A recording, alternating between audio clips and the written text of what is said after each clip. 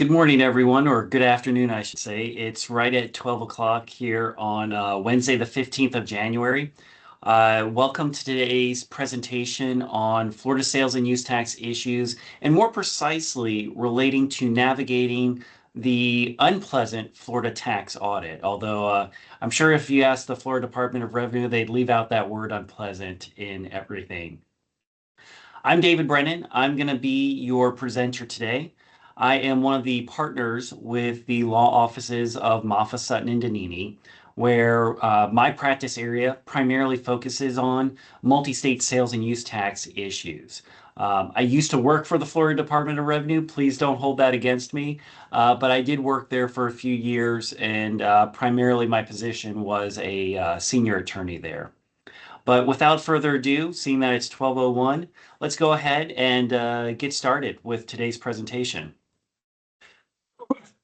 So the goal of today's presentation, we have a very diverse group of individuals that are here, and individuals from all sorts of backgrounds, those that are certified public accountants, attorneys, and just your, hey, I'm a bookkeeper at this company. So the goal of the presentation is to be able to present the information in such a manner that everybody, no matter what their background is, can understand and hopefully learn something new from today's presentation.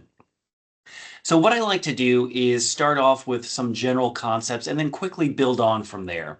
But as a general matter, and I'm saying generally because there's always exceptions, Florida imposes a sales tax at a state rate of 6%, and likewise a use tax. Sales and use tax are complementary, meaning if you don't pay one, you usually have to pay the other. There's, in addition to that, going to be what's called a discretionary sales surtax. That discretionary sales surtax is anywhere from 0.5% to 1.5% of the tax rate, and usually has a cap on the first $5,000. However, that cap of 5,000 usually only applies to sales of tangible personal property, such that if I'm engaging in a service that's otherwise subject to sales tax, such as non-residential pest control cleaning, then the cap does not apply for the county tax. So you could be paying 7% on the full invoice price instead of just on the first $5,000. There's several different types of ways that the Florida Department of Revenue can audit you or your clients.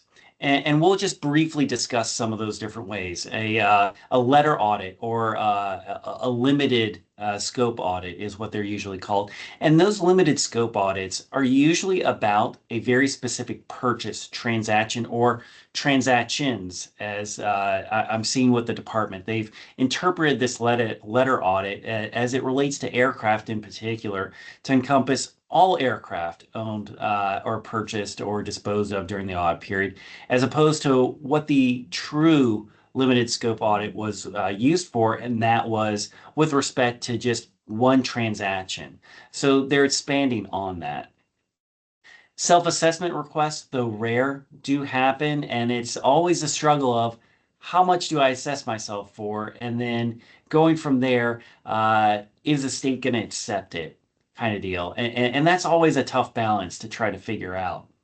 Then you also have your office audit. Your office audit is your stereotypical, the auditor comes to the office of your client or of yours if you're representing your client, and they want to see all the records for usually a 3-year period. And those records will be for fixed assets, for consumable purchases, sometimes for COGS, sales records, things of that nature. And the goal is to make an assessment. And keep in mind, the auditor is not there to be your friend or your client's friend. The auditor is there to do a job, and that job is to make a sales tax assessment. So ultimately, this sales tax assessment is their goal, and this counter goal that you have, if you're representing your client, is to mitigate or minimize or hopefully completely eliminate any sales tax assessment that's going to be done. And then finally, the criminal investigation audit. So criminal investigations, they can stem from during the middle of an actual audit assessment, such as an office audit or even a limited scope for that matter. But usually it just happens on its own where a criminal investigator is given a case to investigate alleged sales tax that's been collected, not remitted. And it takes just really $300 of sales tax collected, not remitted to be a third degree felony, which means up to 5 years in prison and or a $5,000 fine. So just let that sink in that the state is on the hunt for people that aren't remitting at least $300 of sales tax for it to be a felony. That's per return. So if you're filing monthly returns, then arguably each month is a separate offense. And what that means is for a 5 year investigation period, if each month has just $300 of sales tax collected, not remitted, that's 60 third degree felony counts. So that's a lot of time potentially in prison. I don't think that really happens that often, but you get the point that criminal investigations are very serious and it's something in which your client absolutely needs a lawyer for. It's not something for them to mess around with because the longer it goes in the process, the higher the likelihood is that the state's just going to arrest them. And then once the arrest happens, it becomes even more challenging because now they've been arrested. And anytime anybody does a background check on them, usually there's exceptions with plea agreements and things of that nature. But now, anytime that anyone runs a background check on them, that arrest is going to show up. And so then your client are going to be dealing with that situation for the rest of their lives, unfortunately. Again, subject to any type of plea agreement.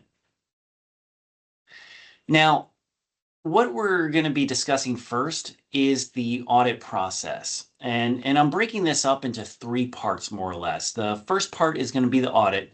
The second part is going to be protest, or more precisely, informal protest. And then the third aspect is going to be litigation.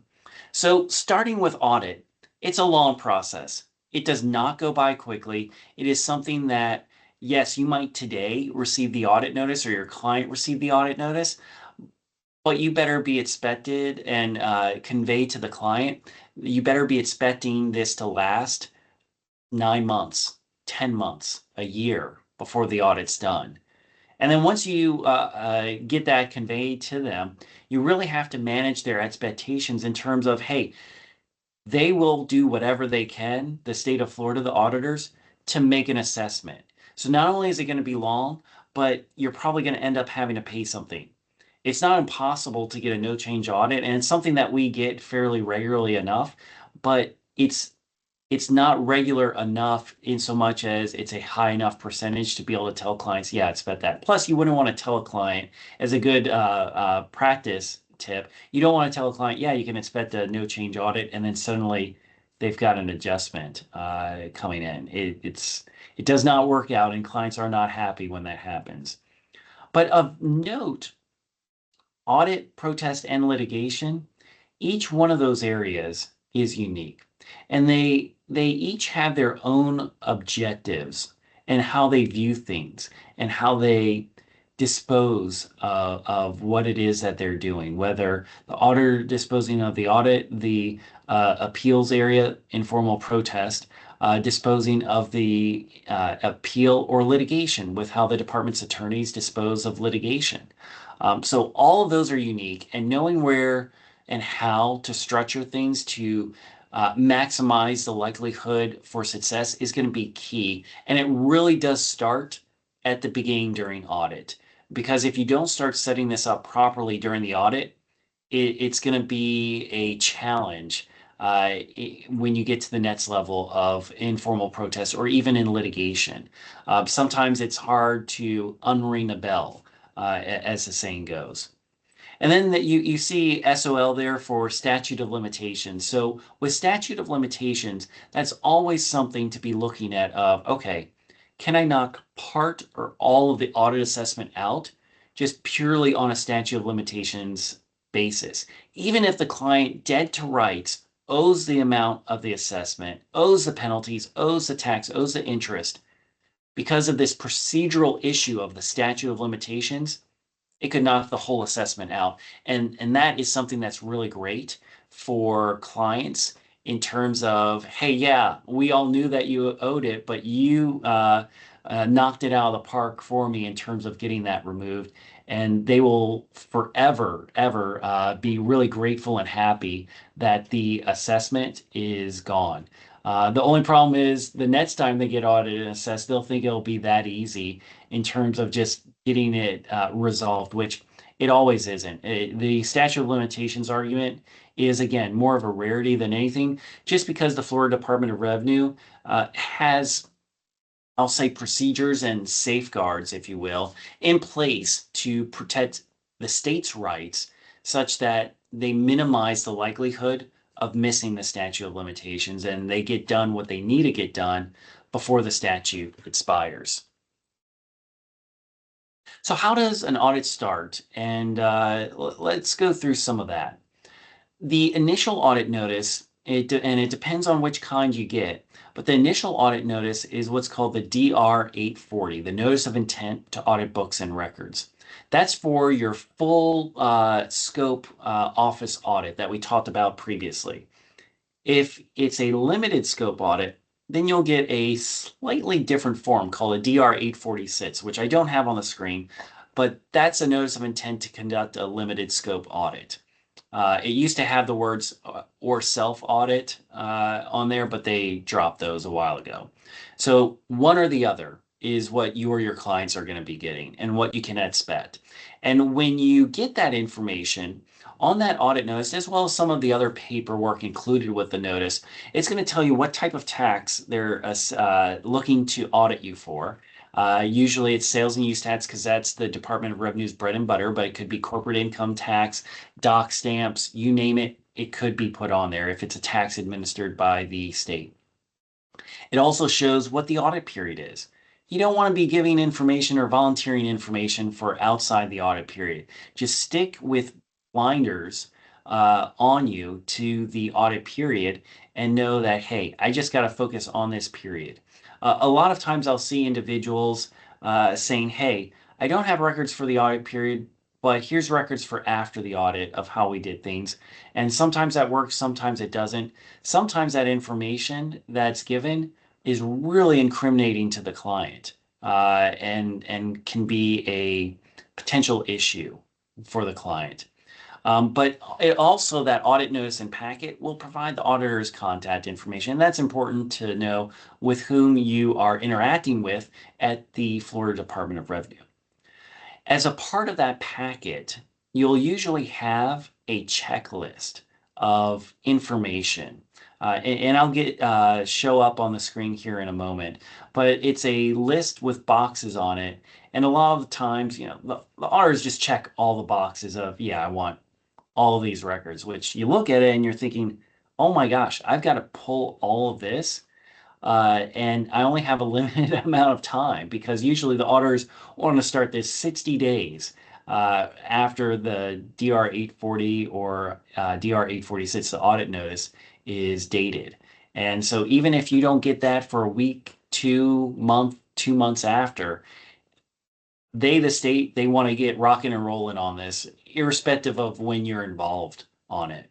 What I always like asking the auditors, and it's actually proved to be quite a valuable question to ask, is why was our client picked?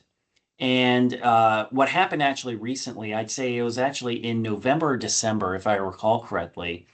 It's an aircraft case, and the auditor said, "Oh, well, we got a tip from someone." I thought, okay, well, that's interesting. And the tip that they got was a form that was sent in. So I said, hey, send me that form. Redact the person's social that's probably listed on the form, but send me the form.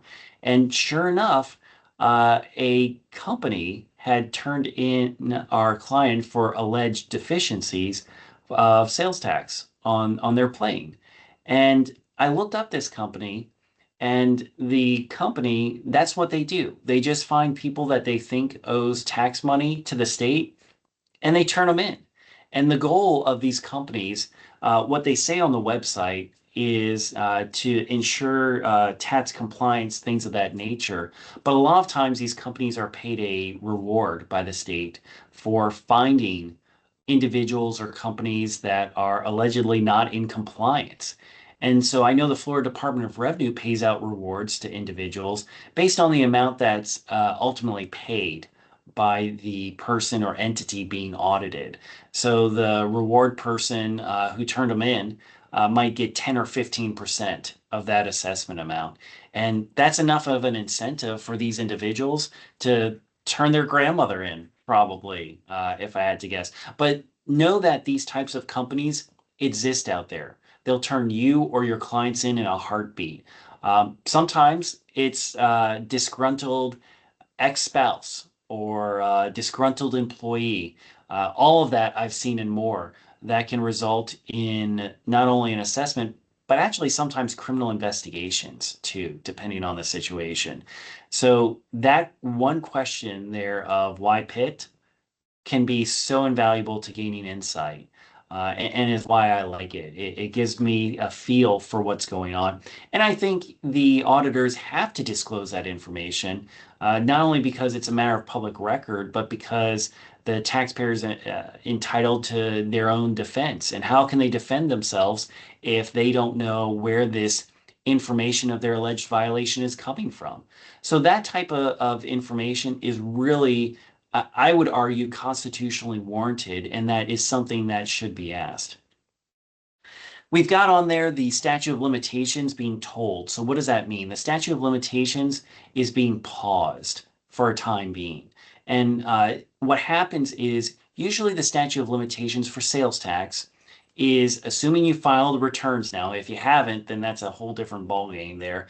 But the statute of limitations for filed returns is usually the later of when the sales tax return was due, filed, or paid. And so if that's the case, then it's usually going to be 3 years from on or about the 20th of the month following the period, because most people are monthly filers, assuming that they're filing timely, which not everybody does for one reason or the other. Vast majority do.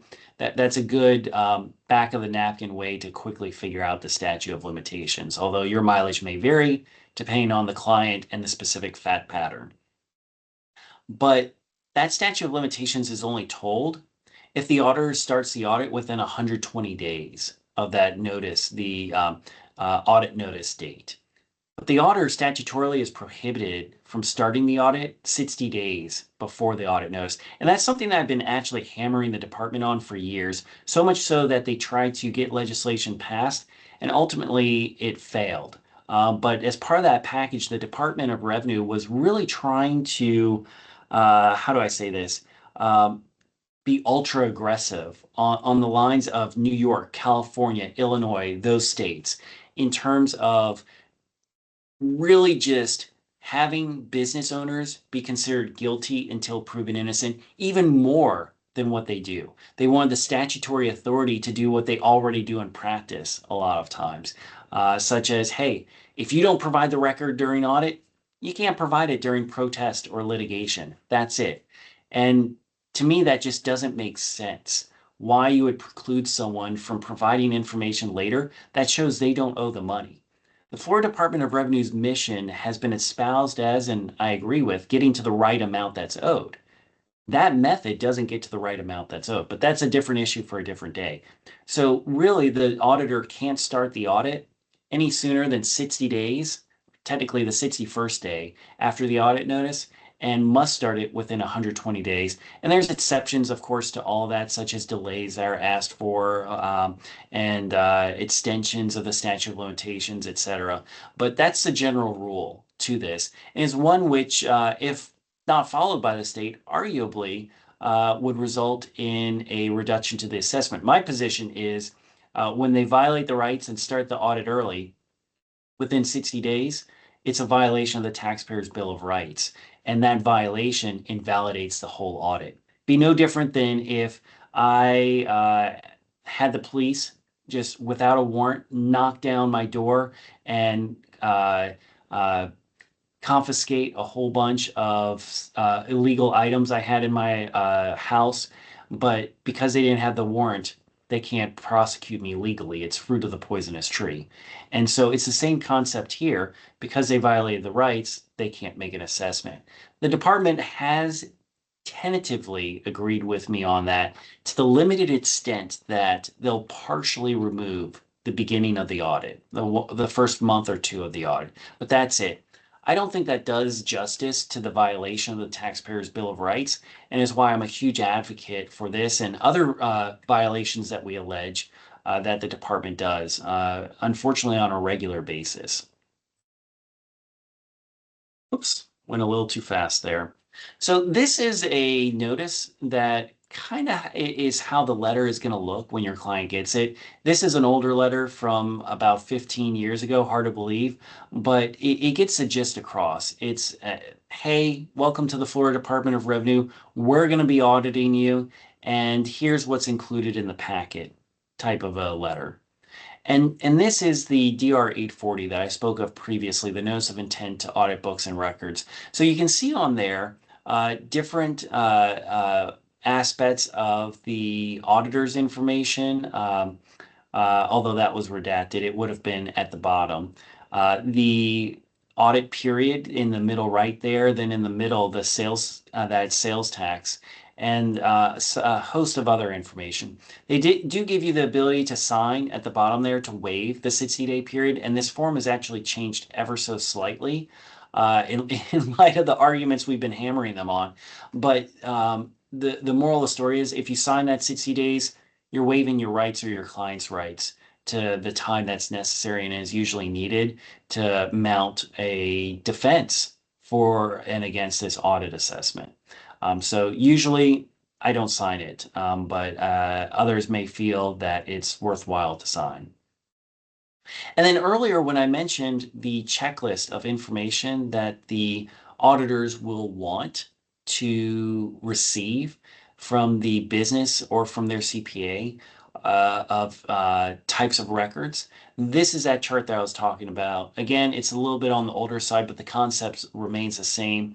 It's all these records, and a good number of times you'll have every single box on there checked. And for the most part, I'd say almost everything that they could check for a sales tax audit, because remember, that's what this one was for, um, has been checked. Obviously, they wouldn't check the fuel tax boxes or the payroll records, but as you can see from there, the auditor went check crazy in terms of just checking off everything he or she could to want to get.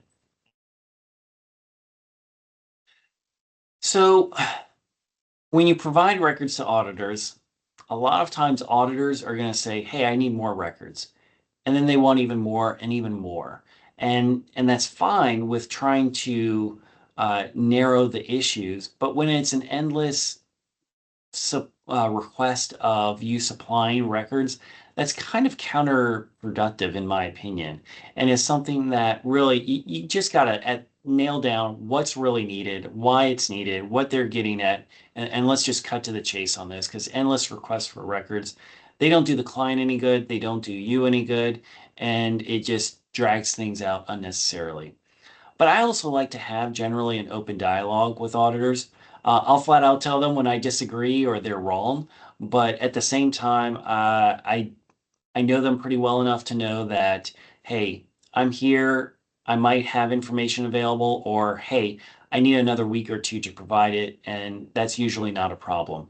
But I really like thinking from an auditor's perspective, and this was something that I saw when I was at the Florida Department of Revenue, and that's just how jaded some individuals can be. It's not all of them, and a lot of them are really good individuals that truly are trying to help people. But you do have some jaded individuals that are there that just assume everybody's stealing tax, everybody's guilty, everybody's withholding records, you name it, they're just all guilty at the end of the day. And that's not really right. So knowing that that might be how the auditor's thinking on this can really help you to shape the conversations and shape the audit for that matter to something that would be a lot better and more favorable, honestly, for your clients. So that is something that we try to do on a regular basis here. As part of that audit package, and sometimes it comes a little later on, but the auditor wants to know information about the entity. And so the information that they want, they're going to keep and sometimes is used against them. And there's been instances where a client fills us out and then we eventually get hired down the road, but the client was mistaken with how they filled it out, or someone else who filled it out for them, but they were mistaken in terms of the information that they put on there for whatever reason. They then try to later correct it with the auditor, or we try to later correct it with the auditor, and the auditor says, "Nope, that's you said this earlier on the survey, and now you're saying something different." No, I'm going to go with what's on the survey. And a lot of times the mentality is, again, what you're saying now conflicts with what was said earlier, but what you're saying now is actually favorable to your position, albeit the truth. And the auditor sees that and knows that it would reduce or eliminate the assessment for certain or multiple issues. And so, because the business is guilty until proven innocent, the auditor is not going to take that later statement. So the moral of the story is this electronic audit survey, which here's page 2 of that. It's really important to be sure of the answers before you just start willy-nilly filling things out because, hey, I think the answer is this. Let me throw that in there, or things of that nature. Personally, I don't like filling that out. It's not something I care for, but there's varying opinions on that. It just depends. And I think it depends on the situation here. But you can also see on this other page that they're asking for how invoices are organized and filed, the average size of invoices, things of that nature, which seems benign, but certainly they can use it to their benefit of just trying to make an assessment ultimately. There's other aspects to this as well. I think this is the last page to it, it looks like, and so there's not much else on that. So you provide this endless amount of records to the state, and then what? Then you get a DR 1215. So let me backtrack. If you've initially received a DR 840, then you get the DR 1215. If you get the DR 846 at the beginning, then you get a DR 1216. The 1215 and 1216 are pretty much exactly the same. I have no idea why they have a different form at this point because they do the exact same thing, titled the same way, just a literally different form number as a result of the initial audit notice. But it is the notice of what the audit changes are going to be. And so by rule, for each of those notices, including revised notices, the department is required to provide 30 days. But they don't always do that. Sometimes they just get the notice of proposed assessment, which we'll talk about in a moment. They just send that out right away and forego the conference. And again, I think that's a violation of the Taxpayer Bill of Rights. Different issue for a different day, but they are required by their own rule, which they ignore sometimes, to provide that 30 days. During this period, you can certainly and absolutely and should provide additional records to try to narrow the issues. That's a huge thing, and it can result in multiple DR 1215s or DR 1216s being sent out to get to what the final unagreed amount is, or maybe they agree. A lot of times, auditors will start almost 100% of the time with penalties at 50% of the tax. Sometimes they'll automatically waive it, sometimes they won't. But usually penalties might be reduced down to only 25% of the tax. So if it's an issue where client didn't collect the tax from the customer, the client doesn't have the money for it, they're paying out of pocket for that tax amount. They're paying out of pocket for the associated interest amount. The penalties truly are above and beyond a penalty because the tax that they're paying out of pocket is the penalty, let alone foregoing the interest and the actual penalties associated with it. So at the end of the day, this is a good chance to be able to try to get the assessment reduced and to move forward with narrowing the issues to make it as clean as possible for eventual protest. A lot of times there are certain areas that the Department of Revenue just they hone in on of wanting to make assessments. And those areas are what you see on your screen here, but primarily relate to untaxed sales, disallowed exempt sales, disallowed credit. So if you're taking a line six credit on the sales tax return, automatically disallowed until you can prove otherwise. Same with the exempt sales. Exempt sales taken on the sales tax return, unless and until you can prove that those exempt sales are valid, then the exempt sales are going to be disallowed. Likewise, untaxed purchases or expenses. So that main issue is going to be more for your real property improvement contractors because of their cost of goods sold and how tax works for them. But a lot of times for companies, you'll have consumables and fixed assets that are major areas where the Department of Revenue likes to assess tax. The Department of Revenue also will assess tax in commercial lease situations, and that's a whole presentation in and of itself. But what they do, the state of Florida does is you have a lease or you occupy the property of somebody else and you don't prove you paid tax, automatically assessed.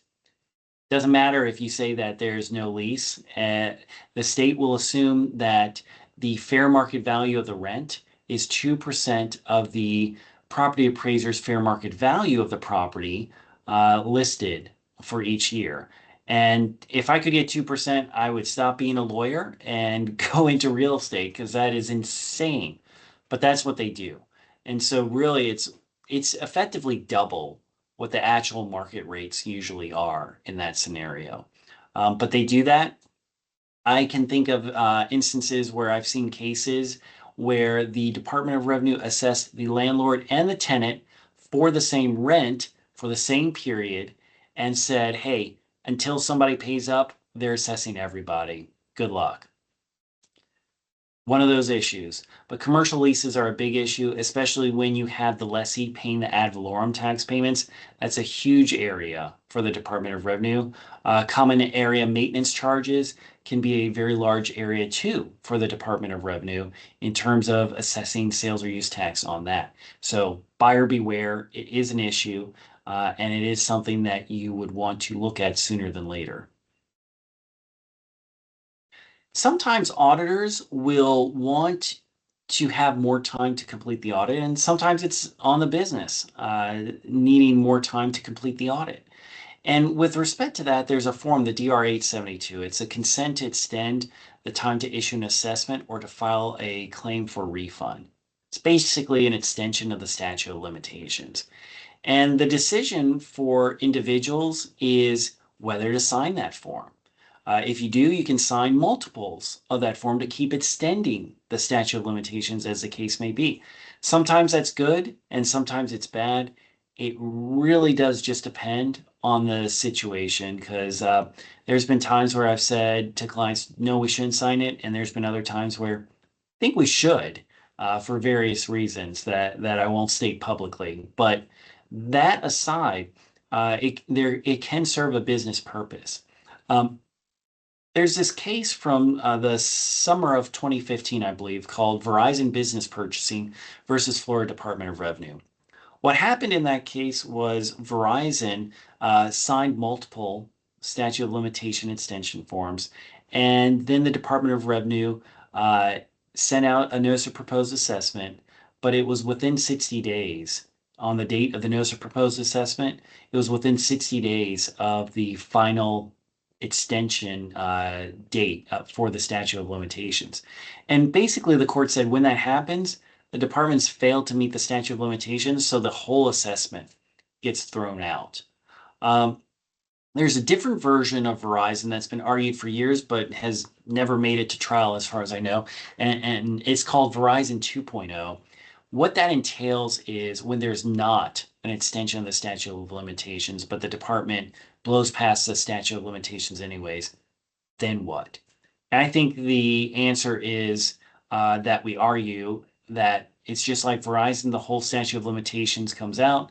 The Department of Revenue disagrees. I know that's a surprise to everybody on this meeting, but it's something that the Department of Revenue argues, but it has not gone to trial for one reason or the other. And one can only speculate as to the rationale. But this is a copy of the form for extending the statute of limitations. It might actually have been updated, but don't quote me on that. It looks, now that I think about it, I don't think it has been updated. I think this is the current version of the form. But the form is pretty straightforward. It gets filled in, boxes get checked, people sign it, and then you move about your way on it. So eventually, the audit kind of ends, sort of, with the issuance of a notice of proposed assessment or notice of final assessment. And the biggest issue here for you to be aware of, if you don't take anything else from this presentation, take this. Do not miss deadlines. Because once you miss deadlines with these types of notices, it's usually game over. It's different if the Department of Revenue says, yeah, we mailed it out, but nobody got it. I think that's a different issue altogether, and is one that the Department of Revenue actually fights tooth and nail on to say, hey, we issued it on the date of the notice, and because of that, and it's been more than 120 days from the date, you lose, we win. That's their position generally. I think that's wrong. I think that they could uh, print off all these notices of proposed assessment or notices of final assessment and dump them in a dumpster if they really wanted to. And under their theory, the assessment's been issued and every business that's had it is just out of luck. And that's why I think it's wrong. But the notice of proposed assessment provides 60 days from the date on it to file an informal protest and appeal, the area that I used to work at the state, or 120 days from the date on the notice to litigate. Um, the major difference between the notice of proposed assessment and notice of final assessment is the time frame. For the latter, the time frame is moved up to 20 days from the date on there for an informal protest or 60 for litigation generally. There's not too many notices of final assessment, but we'll look at one in just a moment here to show you just how small the print is and how it's buried. But it's something that is worth noting because if you don't know to look for it, you'll just assume you have the deadlines that the notice of proposed assessment have. And I can't tell you how many practitioners I've spoken with that um, are very sick to their stomachs knowing that they missed the deadline and what could be done to help. But this is a copy of a notice of proposed assessment. It's for only about $1 million, give or take. And what you'll see on here, it's a little challenging to see, but I'll try to draw on it here. Let's see if this will work. But in this area here in the middle, that area is where the Department of Revenue's um, assessment will show up the um, date that you have for protesting it, for fighting it, for continuing the fight of the client's assessment. And you can see there that it's only 60 days from October 10th, which is, it looks like December 11th on this one, or 120 days from that date, which is February 7th, according to this notice. So there's not a lot of time to do it when you think about it, especially if this hits during tax season, which the state usually pauses around the end of Thanksgiving, starting in December, definitely by Christmas, with issuing these. But boy, I'm telling you, when January, February come, they start catching up and start issuing this. And then it makes it very difficult for practitioners that are in the middle of tax season to keep up with all this. So it can very much be a challenge. For the notice of final assessment here, what we'll see is there's not similar language on this one. This one is for, I think, only about $250,000, give or take, or 300,000. And there's no language similar to that on this. However, if we go to the nets page, and let me see about getting there here real quick. Oops. Well, the Nets page, I guess I didn't include it in the presentation, but the Nets page has it buried literally in font that's the same size as what's immediately under the redacted portion of everything. But It's very small, less than 12-point font, and just says, "Hey, this is how many days you have from from the date of the notice to go ahead and file something." They don't give you a date certain like it does on this one here on the notice of proposed assessment. Rather, it just says you have this amount of days, and then it's up to you, the practitioner, to figure that out. And you better figure it out perfectly and file before the deadline, or else you better your next call better be to your malpractice carrier because clients are not happy when that's the case. I spoke previously about criminal implications. So this is the slide that really drives home the point. Usually, if it's less than 300 or if it's 300 or less, it's just a misdemeanor, which I shouldn't say just misdemeanor, but you get the point. It's a misdemeanor. When it's above 300 but less than 20,000, that's a third-degree felony with 5 years in jail and up to 5,000 in fines. Second-degree felony, 20,000 to $100,000, 15 years in jail or 10,000. First-degree felony, more than 100 grand, up to 30 years in prison and or up to 10,000 in fines and penalties. And that really adds up and will scare people to death.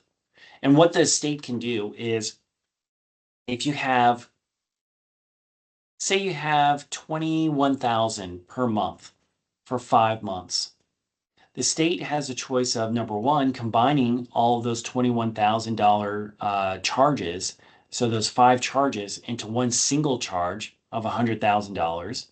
And so then your client's facing 30 years or 10 grand of penalties, or the state can proceed with each one of those felony charges. So instead of 30 years, they're looking at 5 times 15 or 75 years in prison or 50,000 ultimately.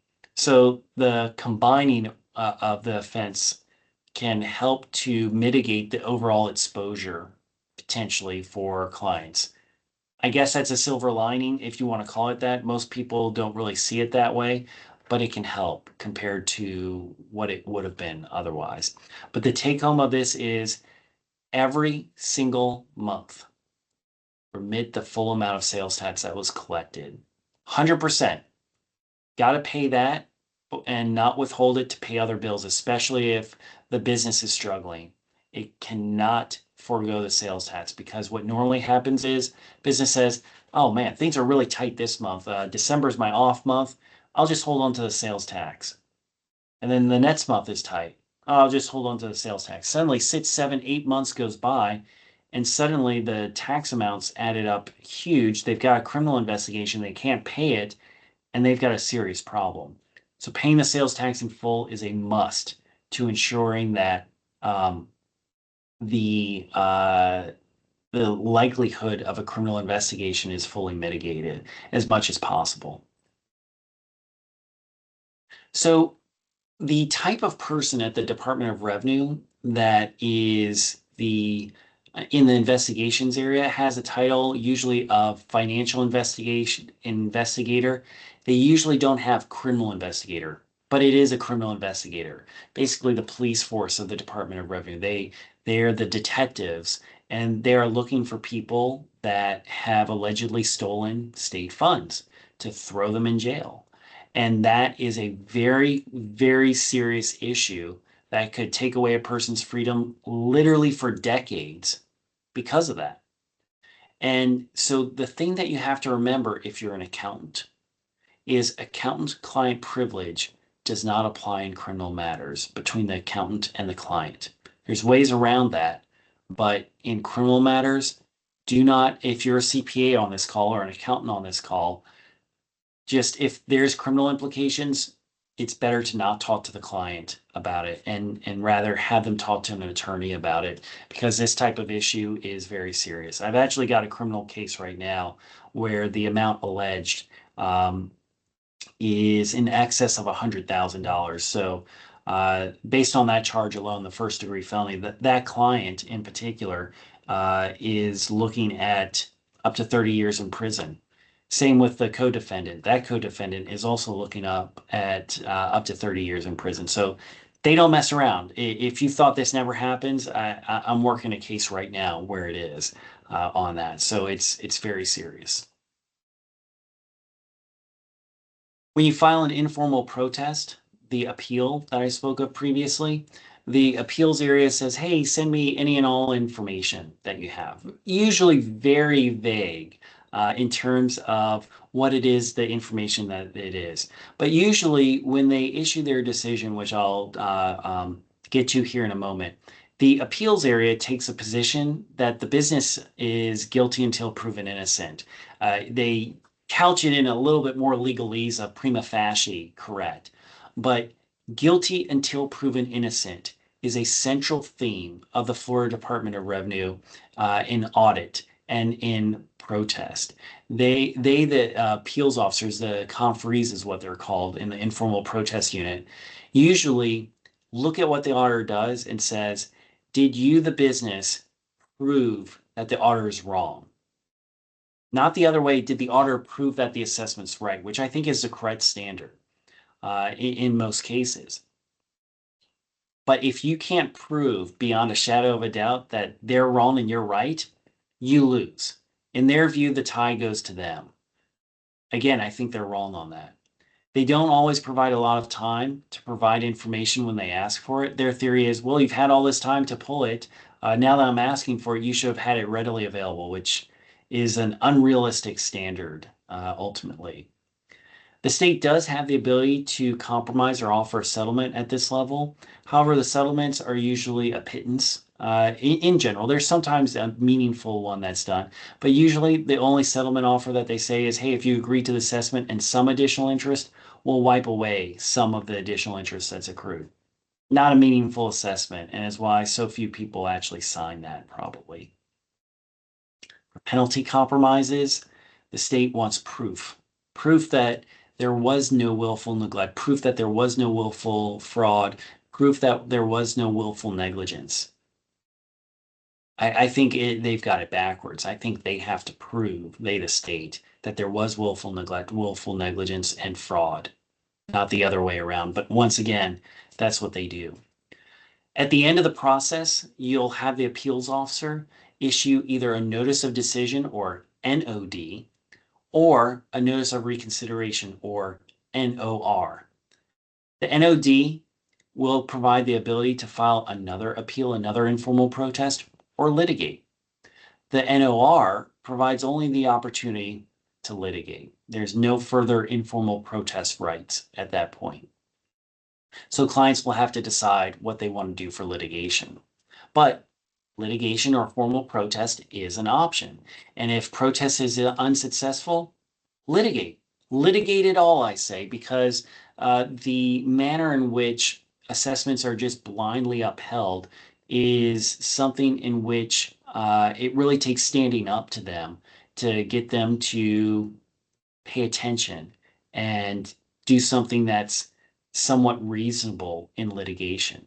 But you have to pay to play to get in litigation. What that means is if you go to circuit court, you have to pay the full amount of the assessment. If you go to the Division of Administrative Hearings or DOA, Administrative Court, you pay the uncontested amount. Those are required. They're not negotiable whatsoever. So you have to have the client or you, if you're the business, come up with the money in order to fight this. If you don't have that money, it's game over at that point. But you do have the ability to choose what type of court you want to go into. And you do have a chance to settle with the state, as the case may be. Sometimes the state will send it over for a trial, and sometimes they will not. Sometimes they'll settle. It just depends on the case, the facts involved, in a myriad of other issues at play that are more behind the scenes. But there is a likelihood of potentially settling if you make the right arguments. If you have no clue what arguments to make, or if you're not making the right arguments, they'll see that and they will send the case for a trial. And actually, I'm thinking of one where there's a non-attorney who has been representing individuals, and they keep sending this non-attorney's cases to trial. I've read it, and the non-attorney's work, and I understand why the state is sending it to trial. And every single time the state has done this to this individual, for that individual's clients, the state has won. They've had pretty much a 100% track record against this. So when you take that on, you really have to solemnly understand what it is that you're taking on if you take it on. And if not, again, client needs a lawyer at the end of the day because this is litigation. Only a lawyer truly understands what it is that's going on and the implications of what's going to happen. If I do A, then B will happen, or if I do C, then D, so forth and so on. So it's really critical to get a lawyer. Again, involved sooner than later as possible on this. Where can you find the law? I've put up on the screen here all the different places. At the top of the screen is our website, floridasalestax.com. On that website, we keep it regularly updated with new letter rulings, updates to statutes or rules, regulations, taxpayer information publications or tips, as they're called, so forth and so on. If you'd rather go to a whole bunch of other websites, you can go to the Florida Legislature to get the statutes or floridarules.org to get the Florida Administrative Code, so forth and so on. Or if you're just having trouble sleeping at night. But ultimately, if you're wondering where you can find what the law, and I'll put that in quotes, what the law is, you can call the Florida Department of Revenue. And a pretty true story that I have from my time at the Department of Revenue is I was a subject matter specialist and expert in sales tax, and the call center had transferred a call to me, and the person I talked to said, "David, I'm so glad I'm talking to you here. The questions that you're asking, these other people didn't ask me, and it's those nuanced questions that really help to get to the heart." But the gentleman I was speaking with said, "David, I've talked to 3 different people. I've gotten 7 different answers here. What is the right answer here? I don't know what to do. I just want to do the right thing." And that's what a lot of people want, is they just want to do the right thing. And calling out the Department of Revenue, while great, and I laud and applaud those efforts, can and will get you in trouble. I have heard of businesses, CPAs, and sometimes actually lawyers calling up the Department of Revenue to rely on the oral guidance that they get on how to handle a specific situation. If you do that, you're potentially setting yourself up for disaster, because cases that I've handled for individuals, one of them's a CPA, where the CPA called up the Department of Revenue, asked, "Hey, are we doing it right in collecting tax?" The state said, "No, you don't have to collect tax." So they stopped.